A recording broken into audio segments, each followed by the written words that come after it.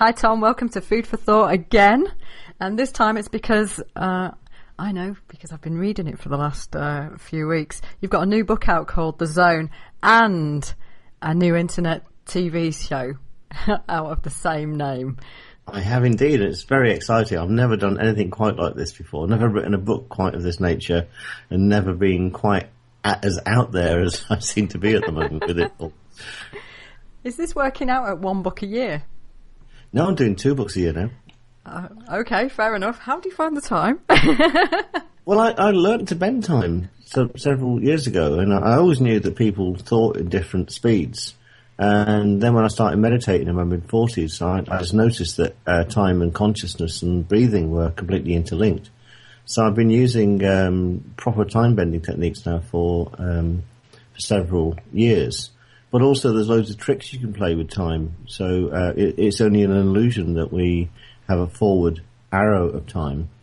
And people like Leonardo and Galileo, all the adepts down the ages have known how to tap into prescience or prescience.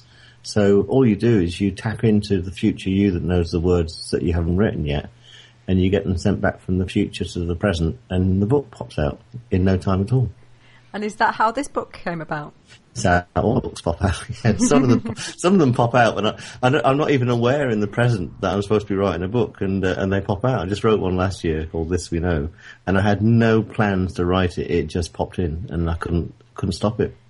Took 2.5 weeks to write and publish the whole book. Only 10,000 words, but it's well formed and it's a cohesive piece. And I'm just about to go on holiday next week and write the sequel called This We Are. So that'll be the second book of this year. I've half written it already, and I'm planning a third just by the end of the year as well. But that's more an edit of a book I started 6 years ago, my novel. Every author, certainly every non-fiction author's got a novel somewhere hiding, lurking on their hard drive.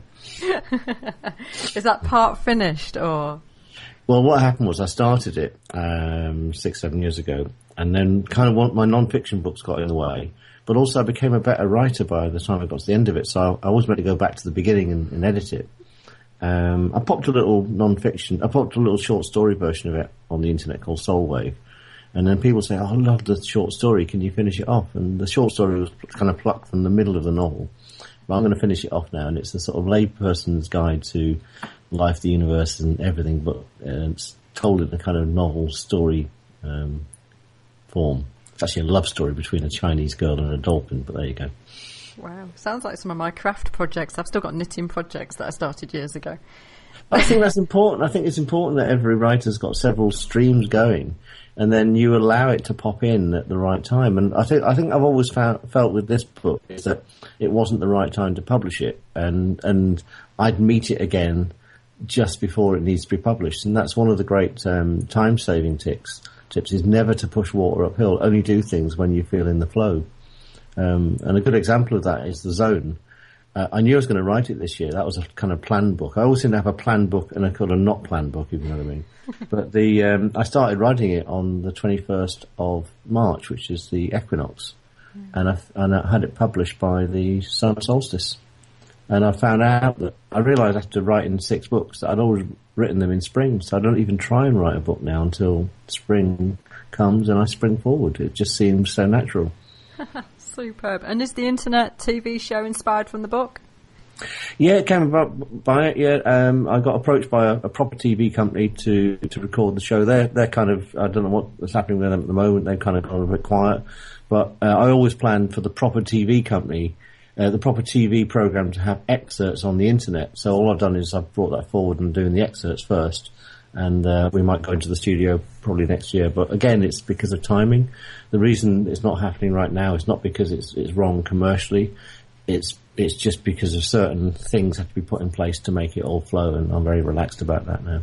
So yeah, it's called the Zone Show, which is kind of modelled on the One Show on BBC, but with a Z in the middle. But a completely different magazine type of show where I interview people on the sofa or over Skype, and but it's all stuff that never gets broadcast on TV. It's all stuff that, but when it does get broadcast, it tends to get broadcast as kind of the skeptic chatting with the believer and having an argument, And I don't want to have a show like that. This is about people that know and people that get it, talking to other people that know and people that get it, broadcasting to people that know and get it.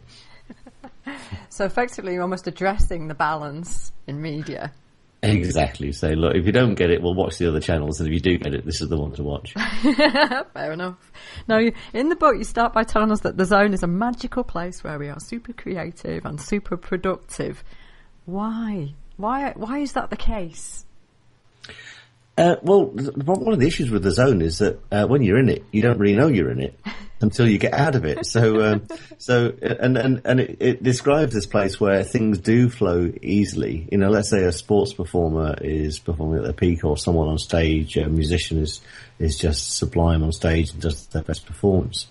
And often people don't know what it is that got them into that state, you know, whether the conditions were right. But if you actually look at all the things that bring that together, it's a massive amount of things. You know, it can be things like the timing of the moon, the planetary alignments. It can be the air, the quality, the temperature.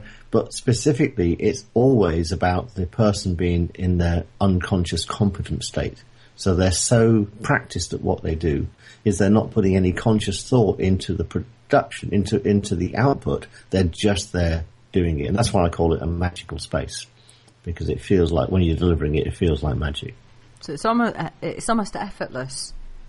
Yeah, and what goes with it is that you enjoy it so much as well, is that you get that second bonus that you're out there doing something, entertaining people in one form or other, whether that's in writing or performing, but having just the best time yourself.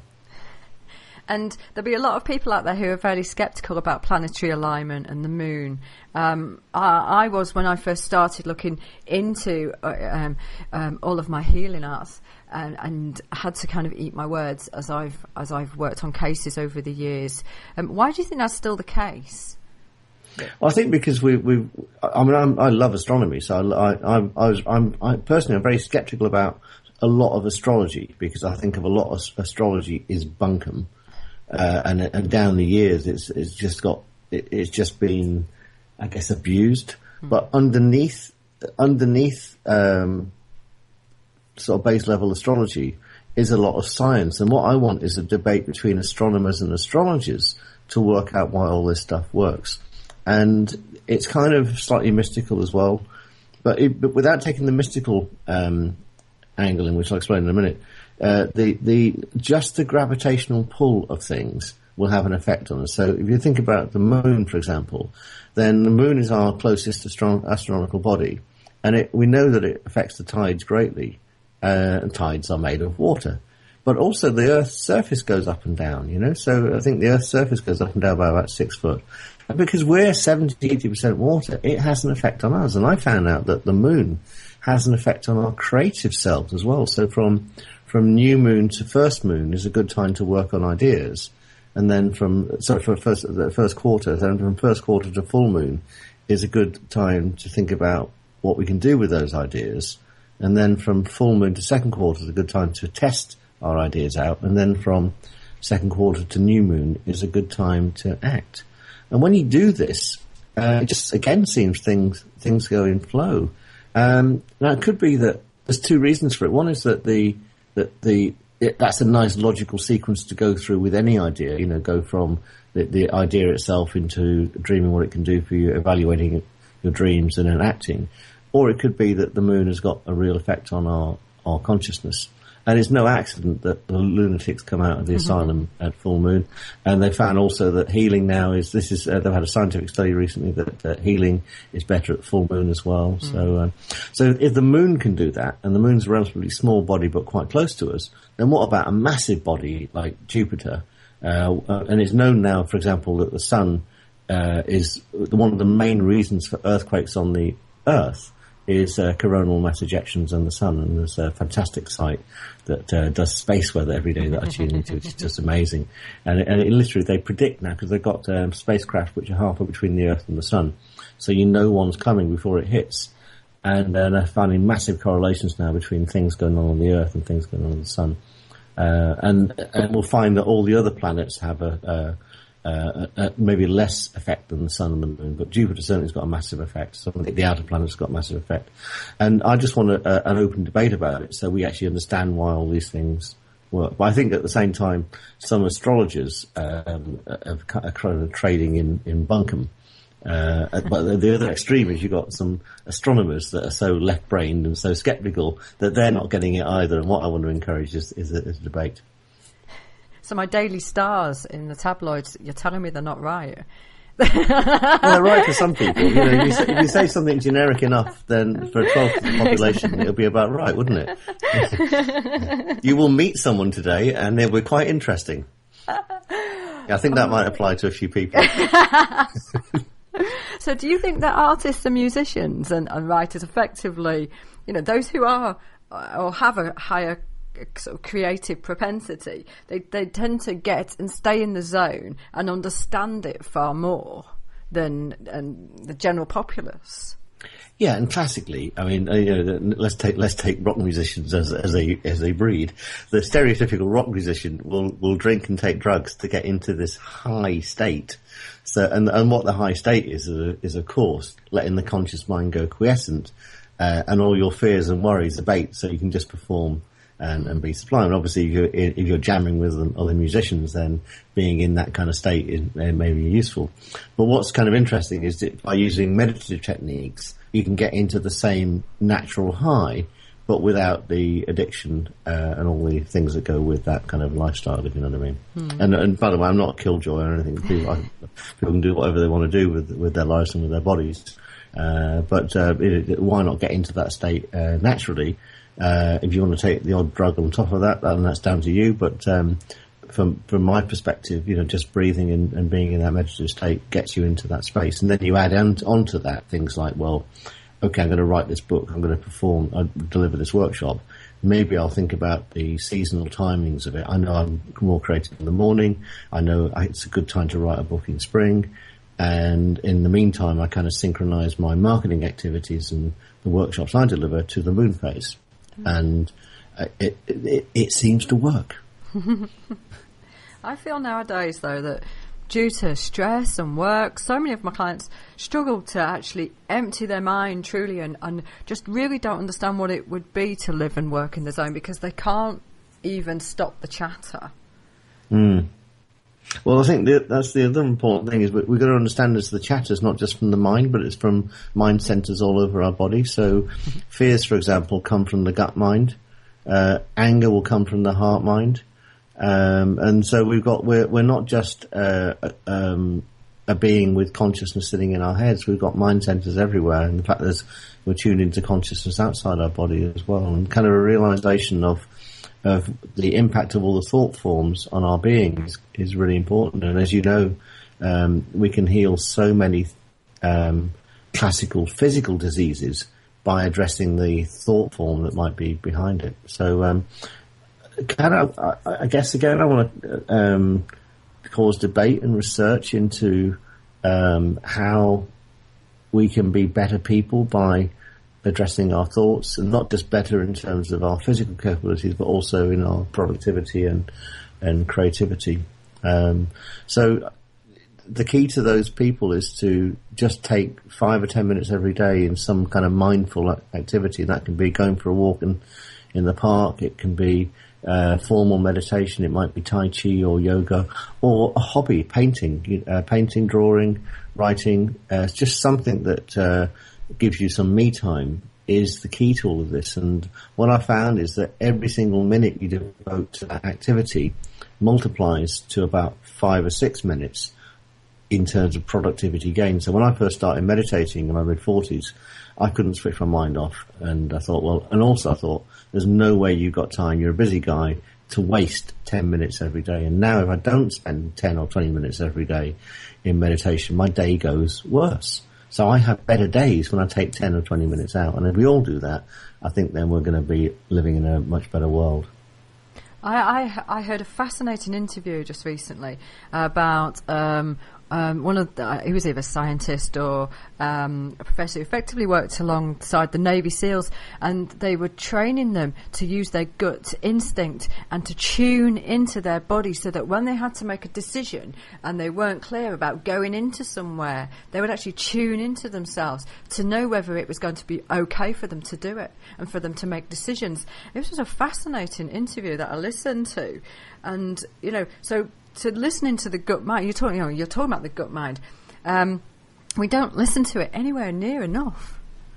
We don't, and that's one of the reasons for that is that our conscious mind is so loud. So the great ability we have that we're fantastically self-aware, which is just a magic of nature in its own right, is one that has got a detriment to it. And our gut mind, from an evolutionary perspective, is millions of years older. Each of our guts has got more neurons than a cat's brain. And scientists have put people in MRI scanners now, and they flash an image at the person, and the gut mind fires off 5 or 10 seconds before. So it even works ahead of us in time. And it does things like protect us from walking out from the edge of a curb in front of a bus, or when we're driving, we get to a T-junction. There's times when you're just about to pull out, and then just before you do that, car flashes past, you just see, or a motorbike. And that other thing that I know that Rupert Sheldrake is a great fan of, the idea of knowing that the phone's about to ring and who's on the other end of it. And the gut mind is almost like a near field precognition center for us, and it's always right. But it only speaks in a really basic language, and it only speaks in a yes or a no. And if you ask it a question, perhaps we can get people just to do this right now. If you ask the gut mind a question, is this rubbish or not? What happens is the answer comes back to you a fraction of a second before you've asked the question, which is why it's all a bit confusing to tap into it. Now, the book's split into 3 main parts, which are effectively the overall zones, and then a multitude of zones underneath it. Do you want to just explain this? Because effectively you're taking us through a journey, aren't you, of and you call it the no zone to the go zone, which I just love the way you've actually phrased that. Well, I've got a guy called Matt Harvey, a poet called Matt Harvey, to thank for that. He riffed a poem saying, why do you want to be in the woe zone and the no zone when you can be in the go zone? And he just loved and I must get Matt on the show as well soon. That'd be a fantastically entertaining chat.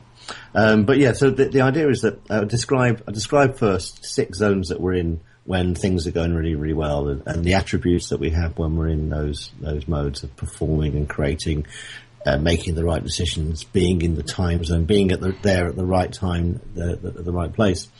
And then what happens is that when we're performing really, really well, if something goes wrong, without knowing it or being aware of it, we can end up in a negative zone, or I call them danger zones. Mm-hmm. So the danger zones kind of come after the doing zones, because they're where we end up in from time to time when the wheels come off the bus. Let's say that you do a bad performance, or you get a bad review, or you write a book which is not as good as the one before, and this sort of stuff. You can get into all sorts of self-doubt and a kind of downward spiral. And so then the danger zones describe these zones, these times that we get into these not so productive zones. But then I segue in at the end of the book to the being zones and how you can get out of the danger zones permanently and never end up back in them again by just being. And so it's meant as a journey. It's meant as the first book in a series. So I've got a couple of people writing sequel books based on. One's based on one of the chapters in the book, and another's based on a zone which isn't in the book. And those 18 zones that are in the book are probably I filtered those down from 42 possible zones. So there will be more zony stuff coming your way pretty soon. In fact, I'm going to write a sequel next year, starting on the 21st of March, I have to say, called The Magic Zone. So. And which zones are your favourite ones to be in?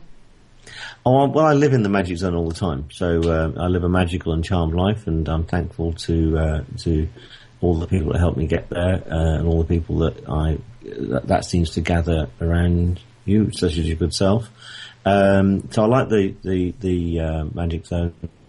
I kind of like the healing zone as well, and the loving zone and the kindness zone. And I love doing a random act of kindness every day. But this might sound a bit strange, but I also like the danger zones, because they're where you learn. So when you get into the fear zone or the anger zone, then you go, "Ooh, I'm not perfect. I just got angry. I didn't expect that. I was having a good day today, but I just got angry. So what have I got to learn? How can I improve?" So it's like my mother. I'm one of 7 children, and if my mother's ever asked which is your favourite children, she says all my favourites. So the zones are all my favourites. Like little children. They are. I have to say, I quite like my addiction zone with my chocolate, and I'm not prepared to give it up. Well, yeah, and I'm addicted to meditating. So I mentioned that. I think I mentioned that in the book, that you can have positive addictions. Yeah, and I like a glass of wine in the evening, and do you call that an addiction? Well, it doesn't affect me. It doesn't affect my performance. It doesn't seem to affect my health, touch wood. So, nice addiction. I remember my tutor, Ali Holden, years ago saying, as part of one of the lectures, and when we were talking about, she was training us in addiction, she said, never sit in judgment of somebody else's addiction. We all have addictions. Whilst you sit there looking at somebody walking past who may be an alcoholic or something like this, you're probably sat there with your coffee or your herbal tea that you can't live without. Exactly. So addictions are... I'm addicted to writing books every year. Is that healthy? So you say that all the zones lead to the magic zone. Mm-hmm. Why is that the case? Well, when you're in the magic zone, the magic zone is like the master zone. So you're commanding, if you like, or allowing in all the qualities from all the zones to pop in at the right time. When you're in the magic zone, you kind of jump outside space and time, and rather than letting your ego mind try and dictate what is going on, you allow the world to arrive. And this is a trick a shaman taught me years ago. She said to me, "Don't think about turning up, Tom. Think about things arriving. And when they arrive, whether they're good or bad, thank them. So if something not so good arrives, thank it for the learning that it can bring. And when something good arrives, thank it for bringing your attention to the fact it's turned up." So everything effectively is bringing you a message. Exactly, and everything's got a dual, because we live in a duality, everything's got a dual message as well. So, I love the entrepreneurial zone, as you can imagine. Well, you're a fantastic entrepreneur, it's no surprise. And I have to say, it made me laugh when you said about young entrepreneurs might be those kids who effectively were the ones exchanging football cards in the actual... in the playground, and I laughed out loud. This wasn't quite me, but I was always doing mini deals with people, and it just reminded me of Top Trumps as a child, effectively. So is that the case though? You find that people who have got almost are within a zone that actually they've almost been there most of their lives in some of their within their journey. I've not said that very well, really. No, I understand that. So it is, I suppose, to rephrase that question, it might be: is it nature or nurture? And an entrepreneur is born or are they made? Well, I think our genes are predisposed and pre-wired for certain activities. So I'm 5'5.5", so I'm probably not going to be the best high jumper in the world. But if there was a competition to walk under the high jump bar without bashing my head on it, I would be fantastic at it. If that was an Olympic sport, I'd probably get a gold medal because I'd never bash the bar; it'd be too high. So there's certain things that we're predisposed for. Then if you are in the zone from being a child, you'll gravitate into areas and environments where those skills will be augmented. For example, I remember at school being quite bright student, and when I got to about 12 or 13, I had the choice of the arts or science. So you couldn't do art and physics, for example. You could only do physics, chemistry, and mathematics, or art, French, and whatever. It had these two sort of streams. So I felt at the time, I thought, well, what should I do? Well, I went down the scientific route because I felt that was more practical and going to lead me to a better career. But all my artistic, my writing, my art, my music got completely suppressed, and I was fortunate I picked it up again in my 30s and 40s. which is kind of interesting. People say you can get too old to learn. Well, I found that you're never too old to learn, and the more you learn, the more you keep your neurons fresh, and let's hope that you offset dementia. But to answer your question, I think that I think it's one of those fantastic debates. Is it nature or nurture? Are people predisposed to things? But the main thing, I think, is to find out what you are good at and then work out a way that you can either do that permanently and get paid for doing it, or to have a job which gives you enough time and space to then do to follow your passion. Yeah, I completely agree. I think we've moved away too much from the creativity side of almost schooling nowadays, and for me, it's taken away that ability to be a free thinker in many respects. It has, but I think that we can teach the teachers. It's not too late. I think it's all part of our journey as a species. From our times as farmers and agriculturists through to the Industrial Revolution, and now we're in a knowledge revolution. And it's almost like we're going to another meta level now. So we're actually thinking, well, how can we gain more knowledge? And there are some schools and there are some organisations like things like the Entrepreneur Circle and Bev Jane's organisation with backed by James Kahn, that are actually teaching entrepreneurship. So I think it is like any skill, it is a learnable and teachable skill. But some people are better at different aspects of that entrepreneurship journey. Now, you say in the book that within the entrepreneurial zone, you'll find the zones full of interesting and eclectic characters. Some are visionaries, some are revolutionaries, some are just bonkers. How is that the case, that people are just end up bonkers in that zone? Well, you're only bonkers, aren't you? I mean, I love disruptive technology, so Steve Jobs is a hero of mine. But for every Steve Jobs, you've got sort of 99 nutters that have got these. If you go online to the patent office, you can see people that have got, I don't know, teapots hats that are teapots, and you just nod your head and you pour more tea into a cup and stuff like that. So I don't know. So we've got some really nutty inventions. But sometimes inventions are not nutty; they're just the wrong time. Someone's come up with something way ahead of their time, and the circumstances to bring it in aren't out there. So only history judges who is bonkers and who's a revolutionary, and who is a reactionary, and who's a terrorist, and who's a hero, I suppose. It's all a matter of perception. And timing and So, but I think the world would be pretty dull if we didn't have loads of bonkers people in it. Absolutely, I'm there with you. If not considered bonkers by many of my friends. Anyway, I can't believe I've just owned up to that. Right, so you talk about cross-fertilisation of zones. Just explain what you mean by that.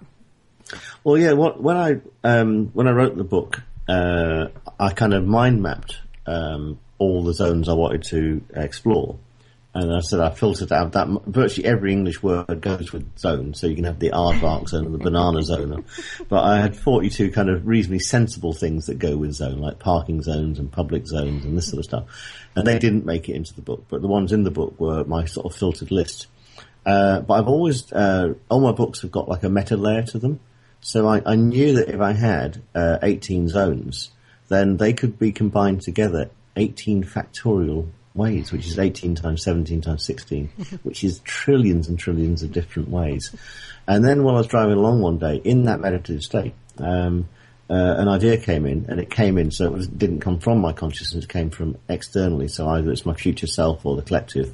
Why don't you have each zone having some sub-zones or shades? So each zone can be described in a hexagon, six-sided hexagon, and hexagons are the most they're the most incompressible geometric structure, and they also give great packing densities, which is why bees use them inside hives. And I realised then that what I could do is that I could put several zones together to create super zones. And two things you can do with that. One is that you can, let's say you're doing a new business, so let's say we're doing a new radio show or something like that, and we can have creativity, entrepreneurship, and then let's say the point of the radio show was healing. So then you can create a super zone of the healing zone, creativity zone, and the entrepreneurial zone. And the 18 qualities that you get from those zones would moderate and modulate then the output from that super zone of that project. And what you can do is you print these out and just put them on your wall. Then the qualities kind of leak into your consciousness and they come into reality. But I also knew, though, that if we got a danger zone, let's say you're addicted to something, then you might have some guilt associated with that addiction. And you might be angry either at yourself or at the system for making you addicted. So you can get mega danger zones where addiction joins with guilt and anger and this sort of stuff. And then maybe fear pops up and sadness and this sort of stuff. So I realized that what we could do with things like that is take, let's say, the main danger zone, let's say in this case addiction, surround it with any of the being or the doing zones, and it has the result of neutralizing that zone. And we can change unhealthy addictions into healthy addictions. So I didn't realize at the time, but what I've generated is a therapeutic tool. And I've actually helped about a handful of people out now already.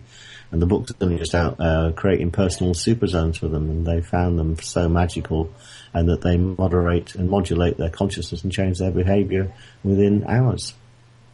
And in many ways, it's almost like recipes, isn't it, to live by?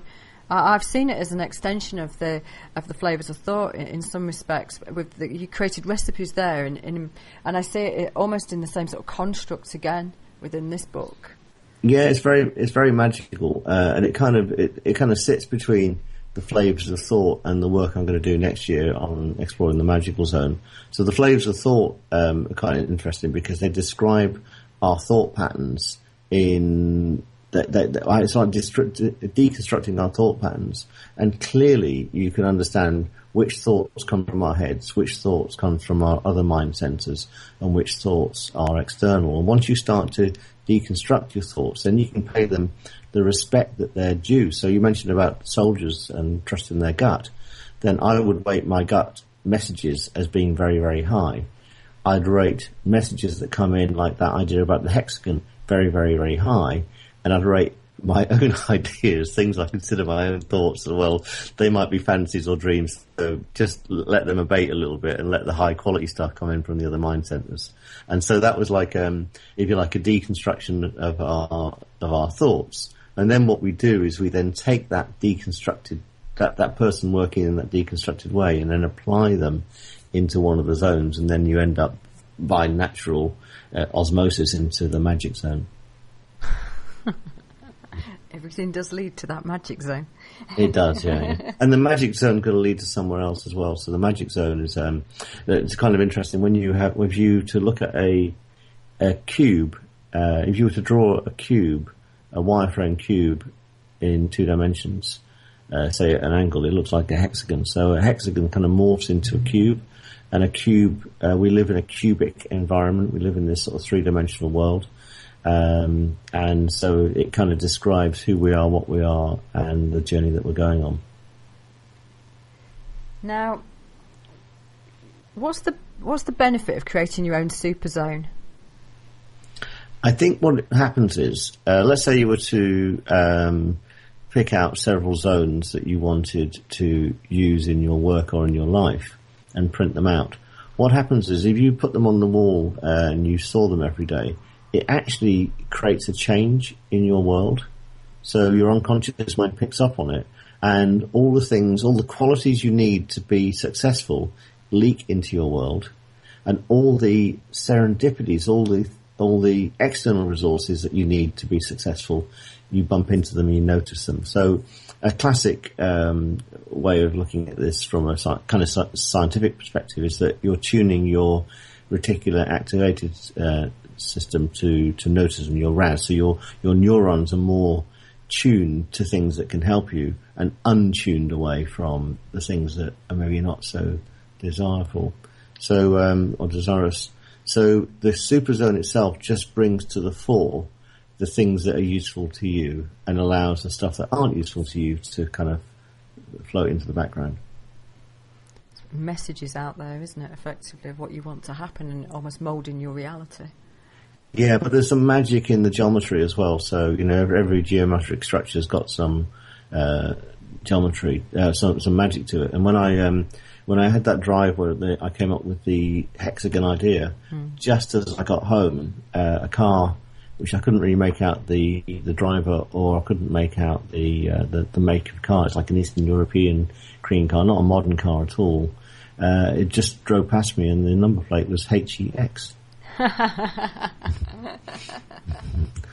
So there's magic leak. It's time for magic to make a comeback, I reckon. And what is really fascinating about you is that you do truly listen to the messages and that come through to you, and can distinguish where they're coming from in some respects, whether they're coming internally or externally.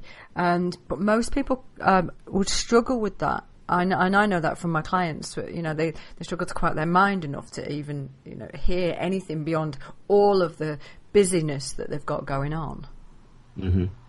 And that's just training, So you met me 10 years ago. I knew none of this stuff at all, and it literally has been 5 or 10 years of tuning in, and I'm not doing anything special at all. I just spend that time every day in meditation, quite mindful. I don't follow any creed or religion, and I've just found after a bit of training, you can detect the different signatures and different messages from the different mind centers, and not all of them have a language.